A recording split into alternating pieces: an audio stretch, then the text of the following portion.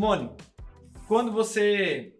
Aquela expectativa, né? Pô, agora eu vou passar. Você se preparava, estudava.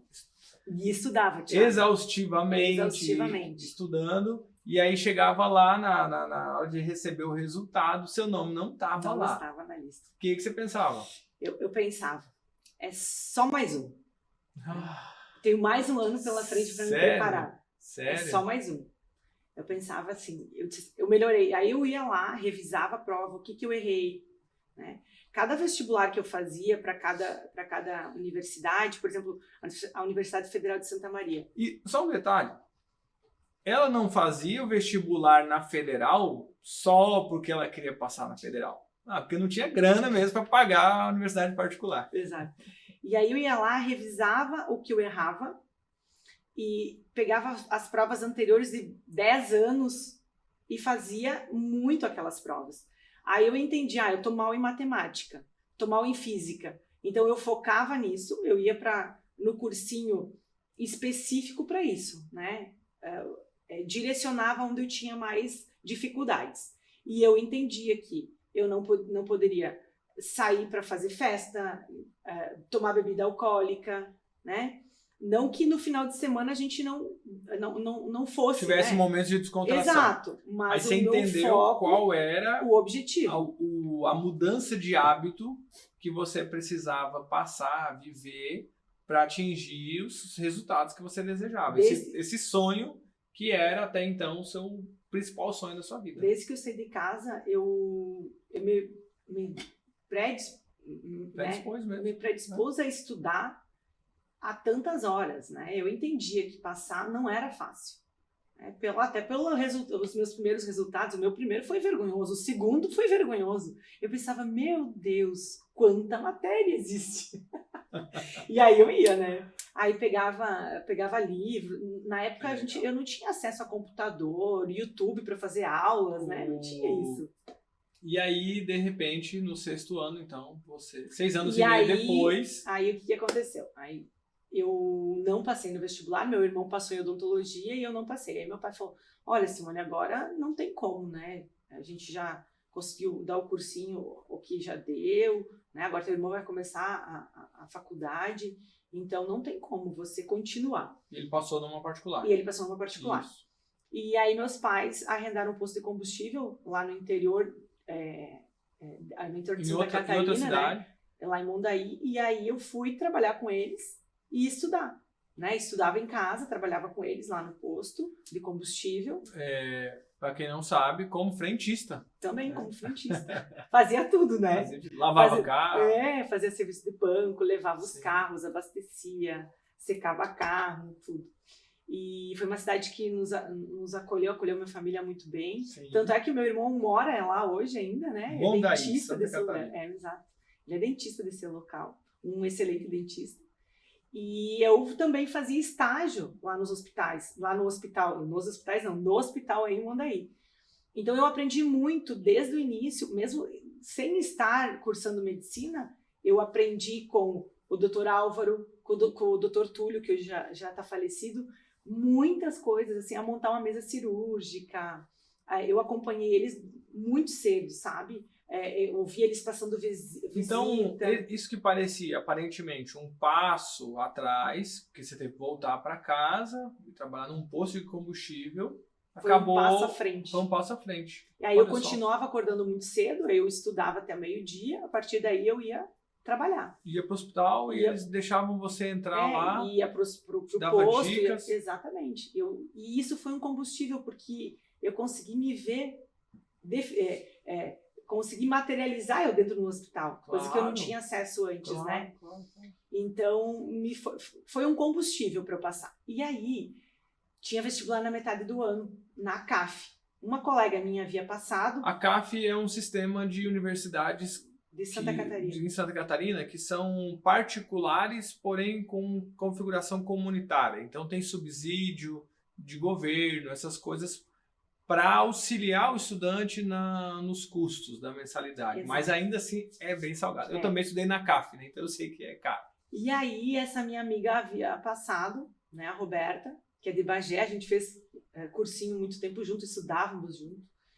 e pro vestibular, e ela passou lá, e ela falou, Simone, olha, passei na CAF, quem sabe você não faz aqui para Criciúma. E eu pensei, mas como que eu vou fazer, como é que eu vou pagar, né? Aí, E bem distante de casa, né? Distante, Bem... não pela distância, porque quem faz vestibular para medicina faz no Brasil inteiro, né? Certo. Só que o que eu fazia antes, que era particular, que era federal, eu passei a fazer particular também os vestibulares, então. Certo. E eu tinha assim comigo, se eu passar, eu vou dar um jeito, porque tem financiamento, tem FIES, né? Tem inúmeras alternativas. E aí eu fiz na metade do ano no sistema CAF. E aí? Passei. E passei em 19º.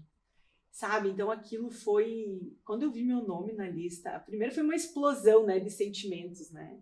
Foi uma alegria, foi... Nossa, até que enfim chegou.